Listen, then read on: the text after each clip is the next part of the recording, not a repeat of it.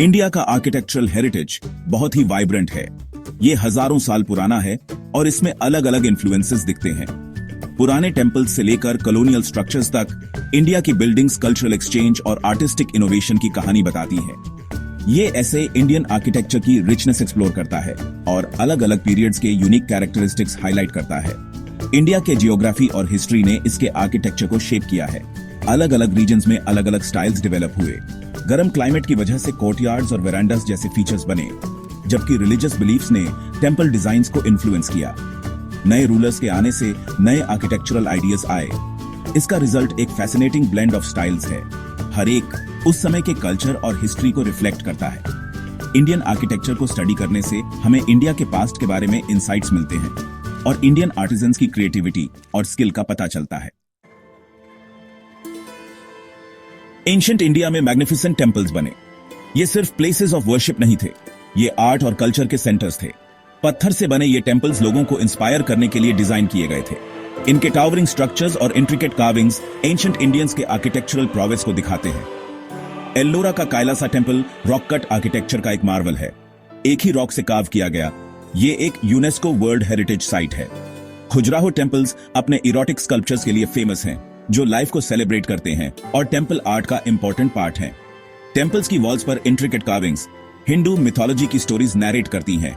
In temples का architecture सिर्फ aesthetics के बारे में नहीं था, ये एंशिएंट टेक्स्ट्स में दिए गए स्ट्रिक्ट गाइडलाइंस फॉलो करता था।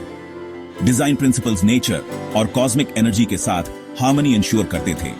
जियोमेट्रिक पैटर्न्स और सिमेट्री का यूज सिर्फ डेकोरेटिव नहीं था, इनका स्पिरिचुअल सिग्निफिकेंस था।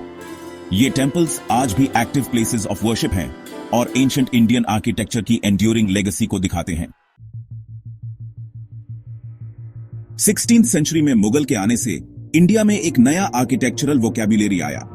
इस स्टाइल में आर्चेस, डोम्स, मिनरेट्स और इंट्रिकेट ज्योमेट्रिक पैटर्न्स यूज होते हैं। मुगल आर्किटेक्चर पर्शियन और इस्लामिक स्टाइल से इंस्पायर्ड था और एग्जिस्टिंग इंडियन ट्रेडिशंस के साथ सीमलेसली ब्लेंड हो गया। ताजमहल एक UNESCO world heritage site Mughal architecture का एपिटोमी है। एम्परर शाहजहां ने अपनी बिलवेड वाइफ मुमताज महल की याद में इसे बनवाया था।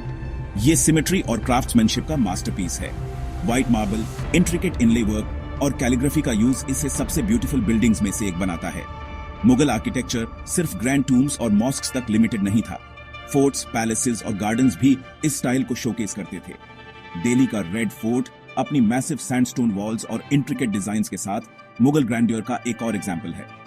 मुगल स्ट्रक्चर्स के गार्डन्स जैसे श्रीनगर का शालीमार बाग इंट्रिकेट वाटर चैनल्स और फाउंटेन्स के साथ डिजाइन किए गए थे, जो स्ट्रक्चर्स की ब्यूटी और सेरेनिटी को बढ़ाते थे। मुगल आर्किटेक्चर ने इंडियन आर्किटेक्चर पर एक इंडेलिबल मार्क छोड़ा और इसका इन्फ्लुएंस लेटर स्टाइल्स में देखा जा सकता है। ये कल्चर्स के सिंथेसिस को दिखाता है जो इंडियन हिस्ट्री को डिफाइन करता है।